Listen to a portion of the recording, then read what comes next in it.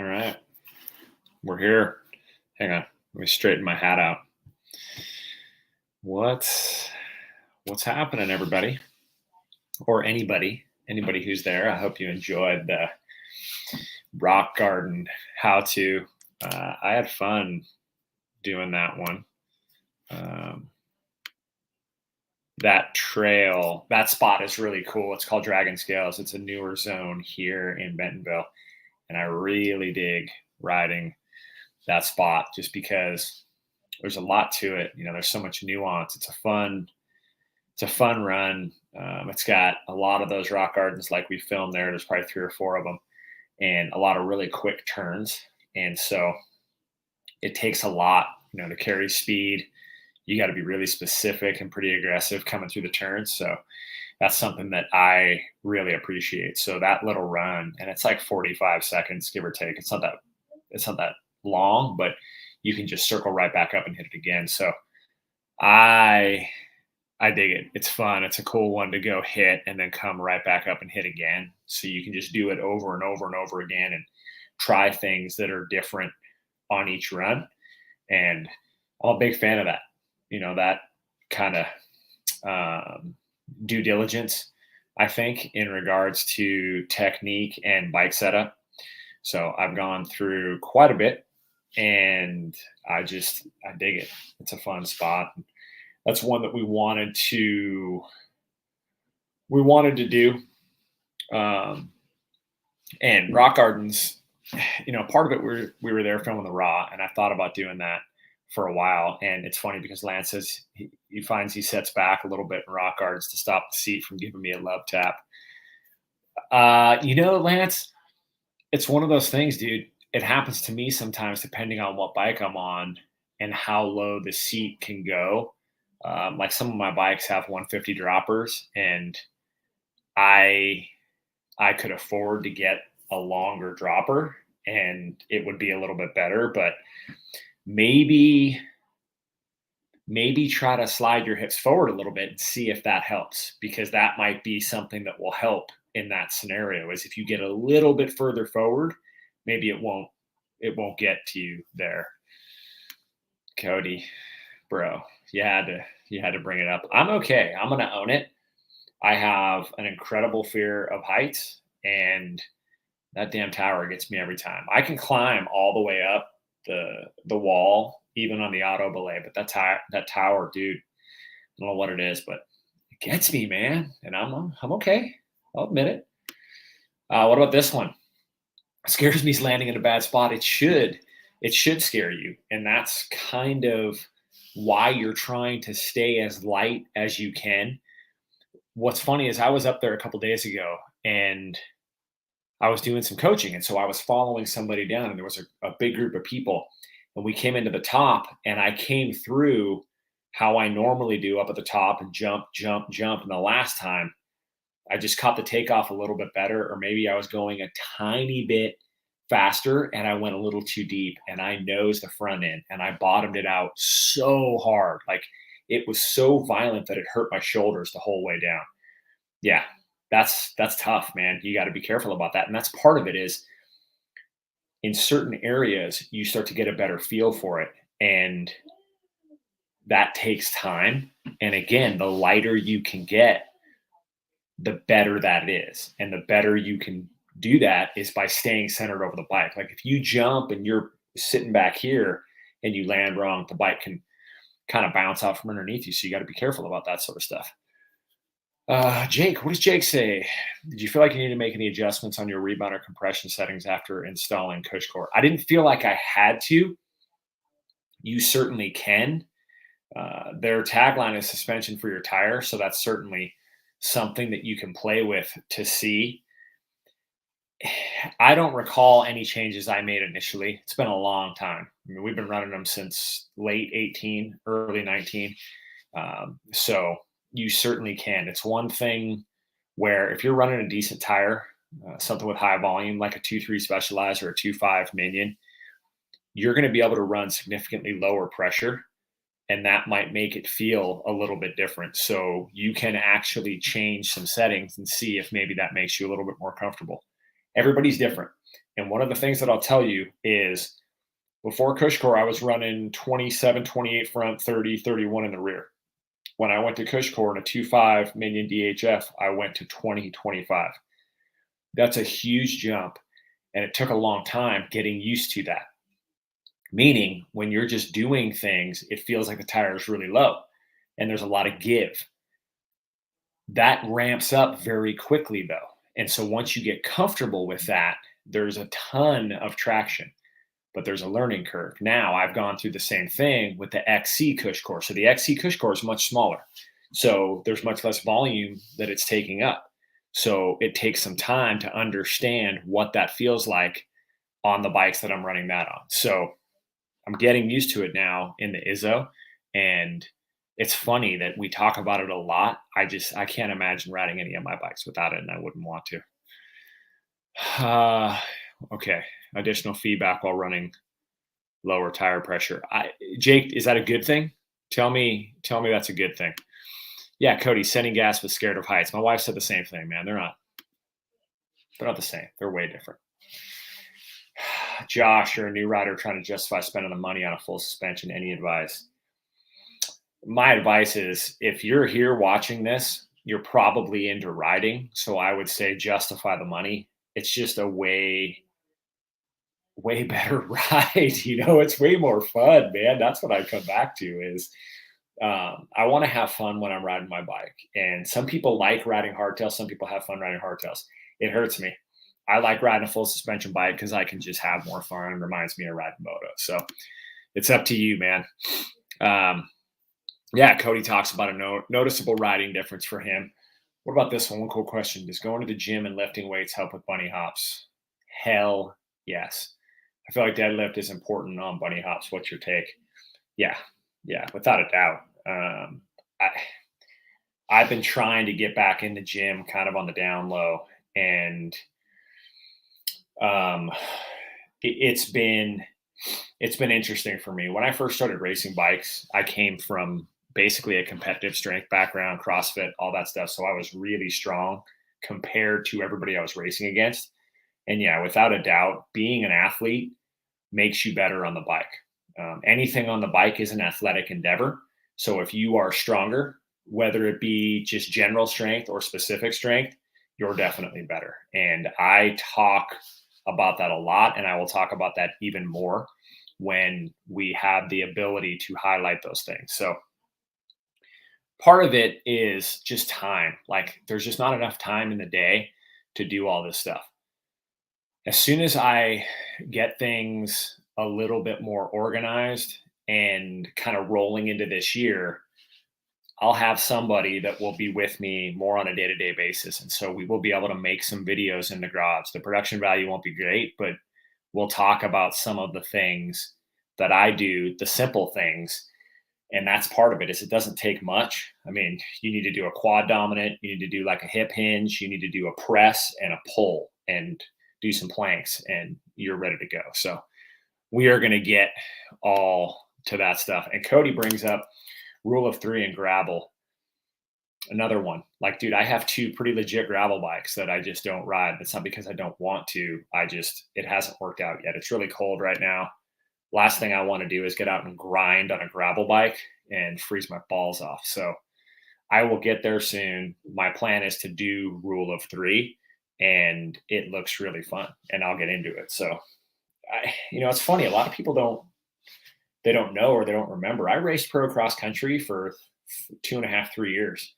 I was putting 18 to 20 hours a week on my road bike. I was way leaner and I was way fitter, and damn it, I can get back there. How's this one? Supercross kicked off last night. Who's your dog in the fight, and who's got the best style? What's funny is, as soon as this is over, I'm going to post a couple pictures to my Instagram stories, and they're going to be Supercross related. So be ready for those, and you'll appreciate them. Yeah, I was really excited. The first Supercross I ever went to was in 1986 at Anaheim. So I remember going there for my birthday. I loved it. Ricky Johnson, Jeff Ward were battling it out with David Bailey. It was one of the coolest things. And I've been there many, many, many times. We grew up in Southern California. We raced motocross. Going to the Supercross was just, I don't want to say necessarily a rite of passage, but it was just something that we always did. I always watched it for years. I'd record it and watch it, and I just love it. So it was cool to watch last night. My pick on the lights coming into this was Christian Craig. And part of it is because the dude is just a consummate professional and he's put in his time. And I just feel like he's riding well, but I feel like mentally he's in a really good space. And in that lights class, I think that maturity plays a key role. I think maturity it trumps talent. So that was my pick. On the big bikes, man, I knew Roxon would do well. I figured Barsha would do well, but I was really excited when Mookie was the fastest qualifier. I've had Mookie fever for a long time. So Malcolm Stewart, the Stewart family, just a rad family. James Stewart was my favorite rider of all time. And I don't know that anybody ever rode a dirt bike like him. And so I was happy to see Malcolm. I dig Malcolm's style just because he's really strong. He's really athletic. But, beyond that, I do like how Roxon rides. I think Barsha for me, because he's got some style. He's got a solid mix of the new school, old school. Guys like Tomac, they're just very workmanlike. Jason Anderson's just unique. So yeah, I'm excited. We'll continue to talk about Supercross a lot. Mike, what's happening, man? Glad you're here. Lance, just want to say how cool it is. Your job is riding bikes. Yeah, I mean, you could break it down to that. I thought a lot about that. I think a lot about that. I was cleaning bikes. I have a lot of bikes in my garage right now. I'm about to take a lot of them to storage because I don't like to keep them all in my garage. But yeah, it's cool. I love it. Like, it is rad. My job is rad. It is a job though. And part of that is working in a manner that keeps me excited to do it and doesn't make it a grind and keeps it positive and, man, I don't know, keeps it real. Like, there's a lot of talk about a lot of different things right now, especially around social media. And one of my hopes is that anybody who watches any of this gets something out of it, like something positive, something educational, something entertaining. And I'm really trying to be specific about that. And I hope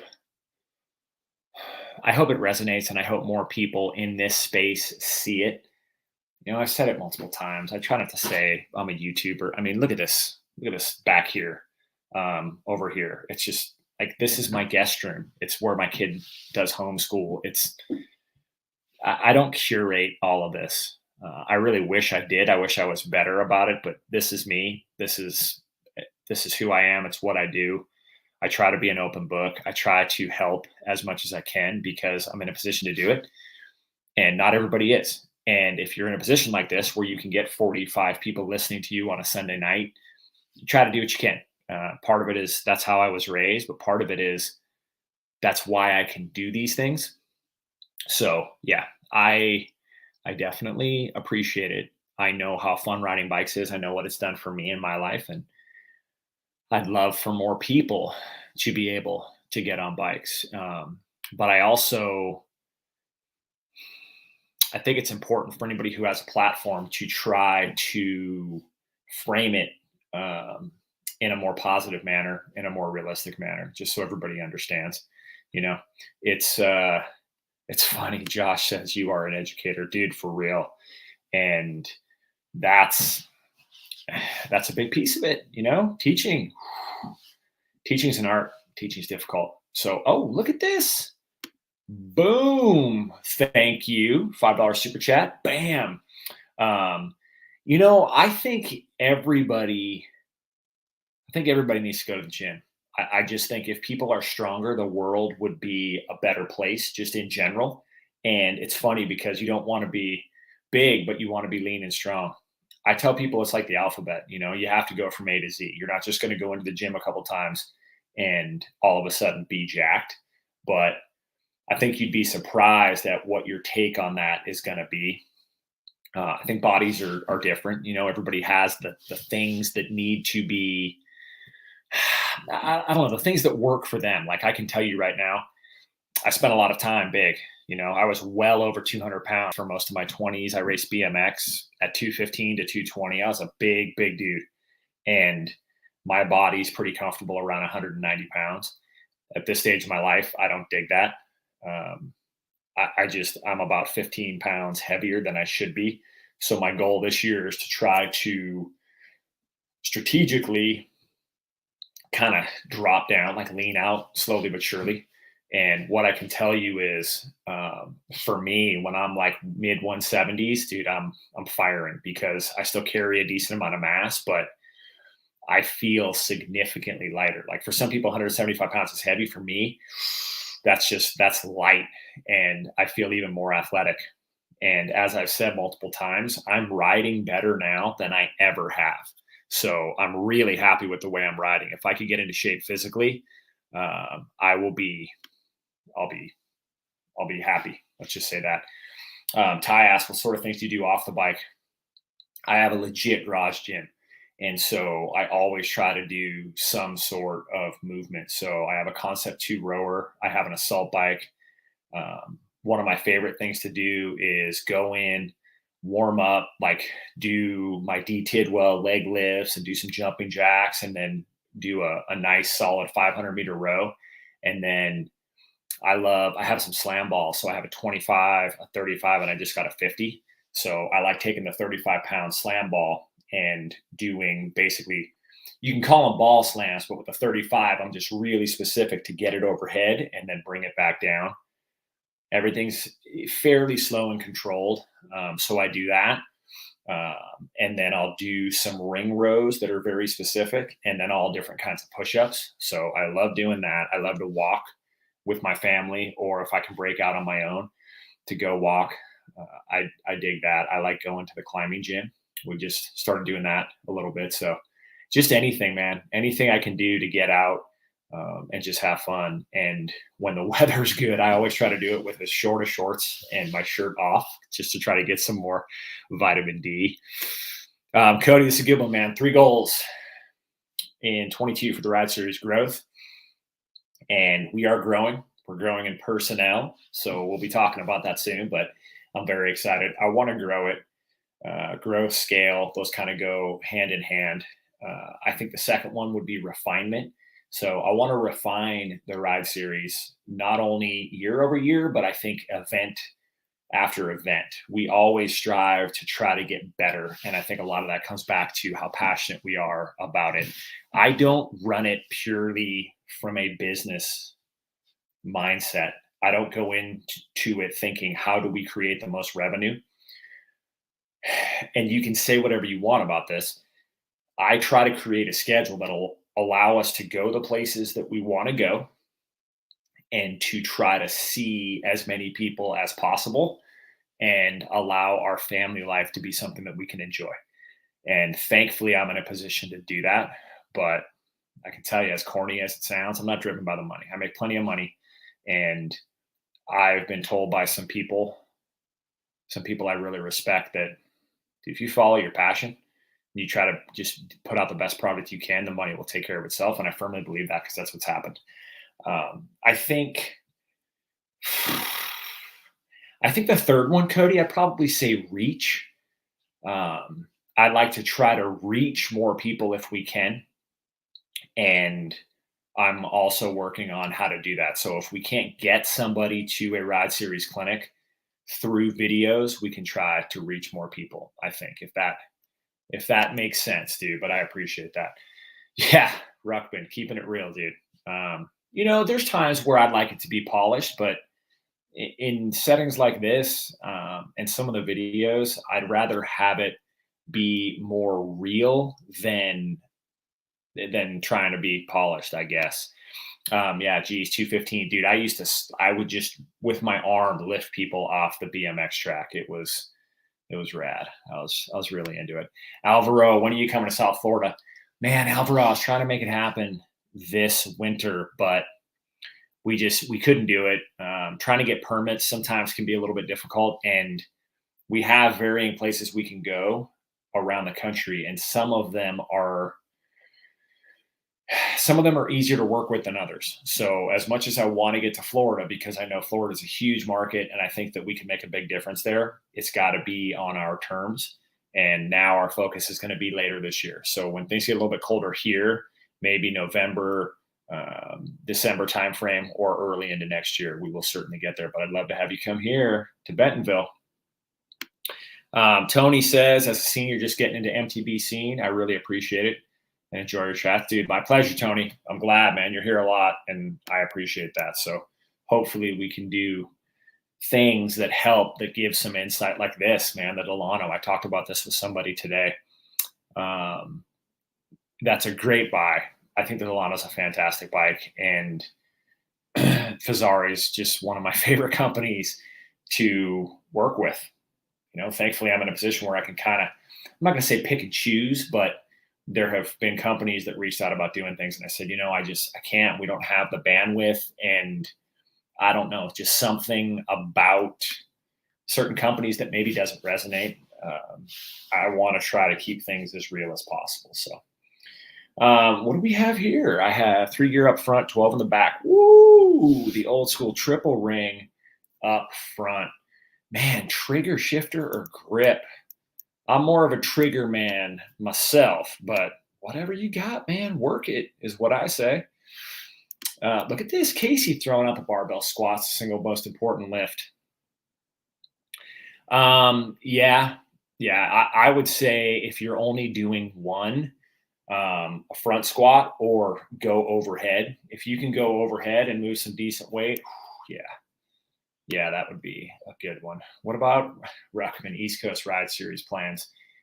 Yes, there are. We're talking about that now. I was born in Massachusetts, and we're trying to get back out that way. So I hope that we'll be able to get there at some point. We're working right now. Over the next probably 2 weeks, we'll have a little bit more of a plan of when we might get there. But there's a lot of things that are potentials right now. And so trying to create a matrix that works all of those potentials in is it's really difficult. So we can't make any concrete plans until we get a couple of things worked out. So it's coming. It's coming very, very soon. Miguel, Rich, you're constantly scrubbing jumps. Do you compress into the face of the jump? If so, wouldn't that be counterproductive and create more lift? Oh boy, Miguel, you're opening up a can of worms, man. Here's how I'll break that down. Pretty simply, and I'm going to pull your comment off because I'm going to use my hands a little bit. Usually scrubbing a jump, I try to come in tall and drop down and let the bike come up into me. So you're dissipating that energy instead of loading in and creating the energy. But the problem is when you drop down and the bike comes up into you, that's pushing up. And so that's part of you having to be very athletic and dynamic to then dissipate that energy. And that's why a lot of people will lean over when they do it. If you lean over, you can separate that energy this way instead of up. Watching Supercross, you see it. And that's part of where how I do it comes from. It's not an easy thing. And it's one of those things where you have to really wrap your head around what needs to happen. And you have to slowly make that happen. You have to find a good place to do it where if it goes wrong, when it goes wrong, it's not that bad, if that makes sense. So that's one of the cool things about Bentonville is you have a lot of these big roller type tabletops where there's a lot of room side to side to make that happen. So yeah, that's a good one. Brand new old guy. All right, Sean. I love it, dude. That's the point, man. Sean, that's part of it is for you to be able to watch the videos and hopefully get something that resonates with you and helps you in the journey, man. That's the idea. It's something that to be able to do that is rad. Having Jason on was rad. Yeah. Cody, dude, it was fun because Jason, first and foremost, is a buddy.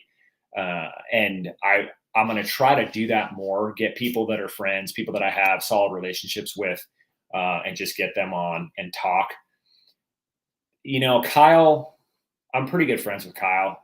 Kyle's going through a lot. I check on him all the time. I think he's doing well, and I'm going to just give him some time. And when the time is right, I think I'll probably ask him to hang out with me. And I think he might want to do that. But I have a lot of respect for that guy, for what he's going through, and for who he is as a person. So I don't know how soon that will be. But one of the people that I want to get on, which some of you may know who he is and some of you may not, he is a Ride Series graduate. He actually came out to Phoenix and spent almost a week with Rob and I. That's a guy named Chris Spieler.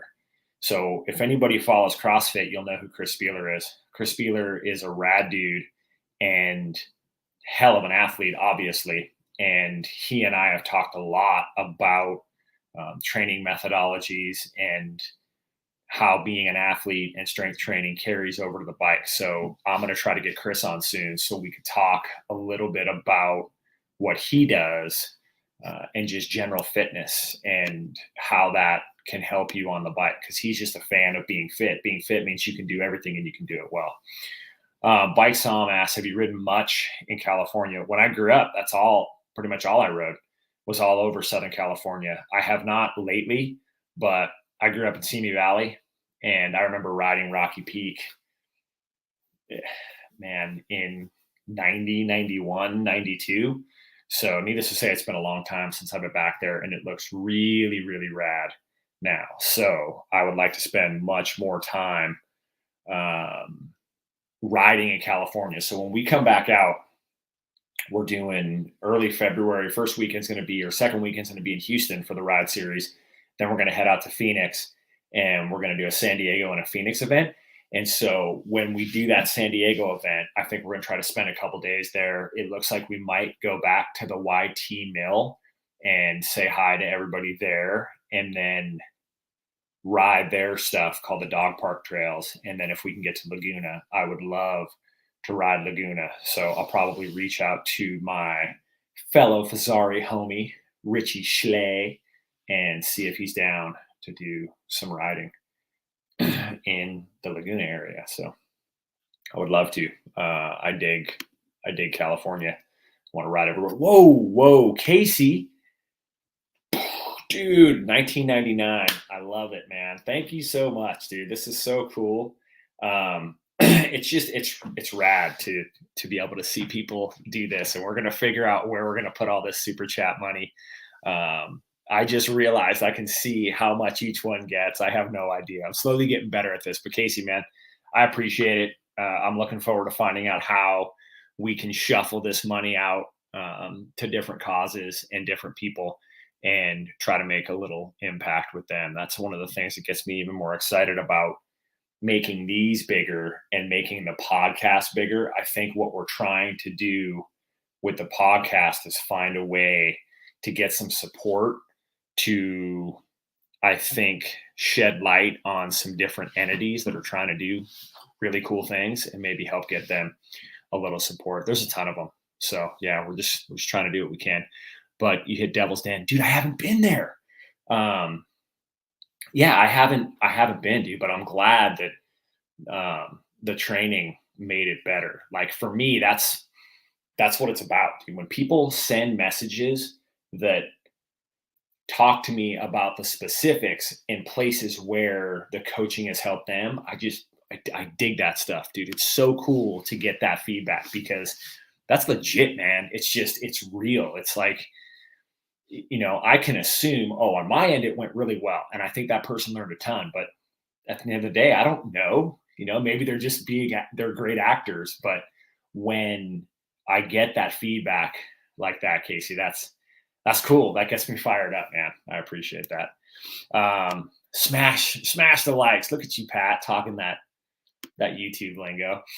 29 minutes in. I promised Mama Bear I would keep this to around 30. So we'll rock a couple more. If anybody out there has a couple more questions, we'll talk about them. I had one earlier about what one bike would I choose if I had to choose one bike. And that's a tough question, but I was out there today looking at the bikes I have. If you ask me right now, I have to pick one bike that is in the garage. I'm going to go Stump Jumper Evo because that bike is rad. It pedals amazingly well and it just looks good. Like I look at it and it's just, I don't know. It's just like a tough looking bike, but at the same time, I know it pedals well. Oh, look at that. Hang on, Sean Copeland. Dude, thank you, Sean. 1999. This is huge. We've never had two like back to back 1999. So yes, I love it. Yeah, it's so funny, man. I remember riding with Brian Kennedy, BKXC. He was here over the summer. I think it was the summer a little bit. We did some riding, and he was talking about this stuff and super chats and all those other things. And I'm like, dude, I don't even know what you're talking about. And he just laughed and he said, man, you're so bad at YouTube. And it was just funny because I said, look, man, I'm sorry. It's just, it's one of those things that I'm slowly getting better at it. And I will get better at it this year. That's one of the things that I'm going to do. So thank you, Sean. I appreciate that, man. It means a lot that people would hang out on a Sunday and listen to what I have to say, but to support like that is great. I appreciate it. Pat, my thought on e-bikes is this right here. I love e-bikes. I think e-bikes are amazing. I've been around a lot of places where they're not accepted. And I have a hard time with that. There are a couple of things. E-bikes are heavier. E-bikes, you can get going pretty quickly. So I think there are some challenges. If somebody's not a great rider and they hop out on an e-bike, I think there could be some issues and they could be exacerbated a little bit because it's a bigger bike. But I think those circumstances are few and far between. And I think e-bikes are fun. I don't think e-bikes are cheating at all because I can tell you right now, I get a really good workout on my e-bike.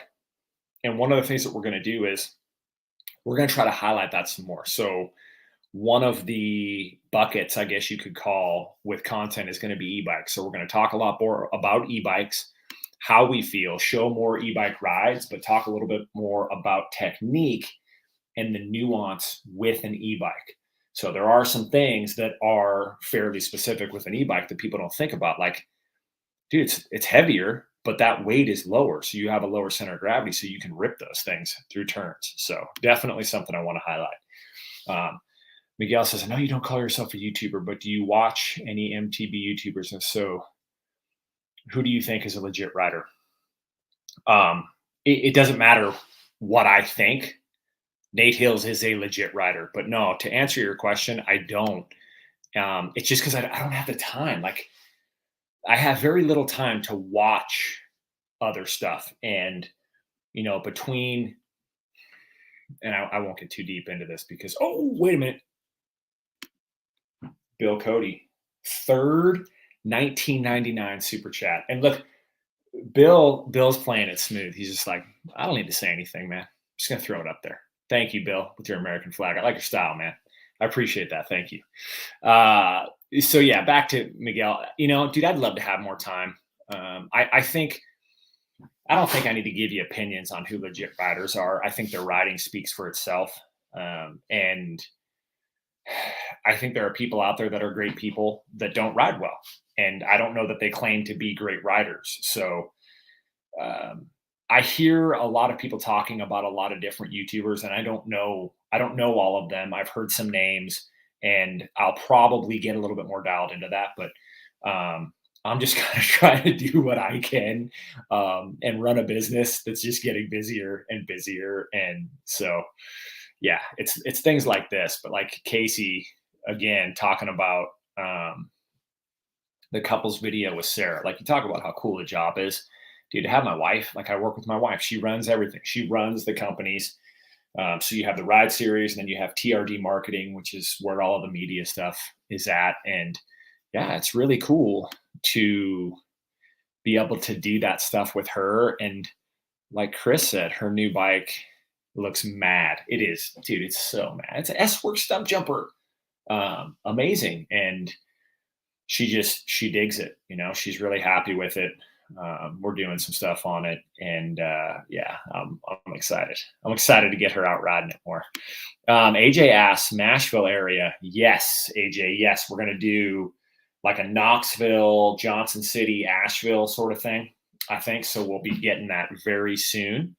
I'd say in the next week or two. Hopefully, we'll have some of that locked down. Pat Hoffman, $5. Thanks, dude. I appreciate that. Yeah, we're gonna try to get out to Nashville soon.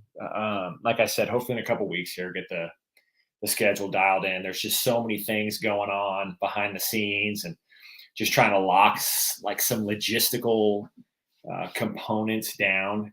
And yeah, trust me, I'd love to get it all figured out so then I don't have to necessarily worry about that. I can know what the schedule looks like and just go out and hit it. So, all right, 35-28 in. Thank you so much, 60 people, for hanging out.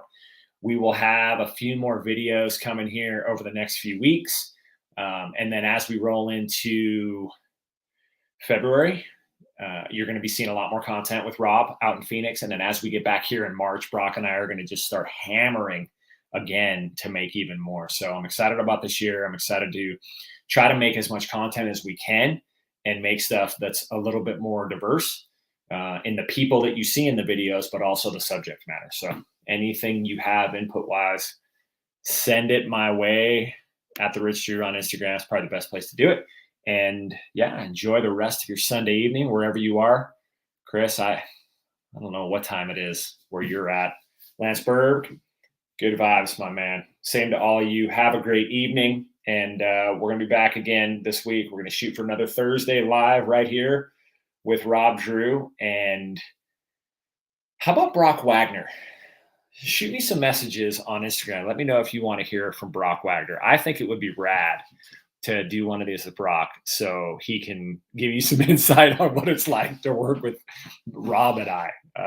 Just classic stuff from Brock. So, all right, everybody, have a great night.